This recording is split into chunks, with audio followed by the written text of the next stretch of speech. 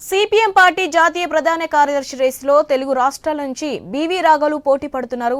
CPM అఖిల భారత జాతీయ మహాసభలు రేపటి నుంచి 6 వరకు మదురైలో జరగబోతున్నాయి. 3న federalism is the strength of India అనే సెమినార్ నిర్వహిస్తారు.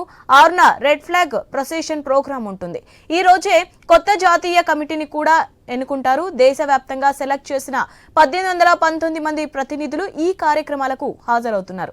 తెలుగు రాష్ట్రాల నుంచి తమ్మినేని వీరభద్రం, జాన్ వెస్లీ, బీవీ రాఘవులతో పాటు 34 మంది ఈ జాతీయ మహాసభలకు హాజరవుతున్నారు. ప్రస్తుత జాతీయ కమిటీలో ప్రస్తుతం 17 మంది సభ్యులు ఉండగా ఇందులో 75 ఏళ్లు దాటిన 7గురు తప్పుకోబోతున్నారు. వారి ప్లేస్ లో కొత్త వారికి అవకాశం కల్పించబోతున్నారు.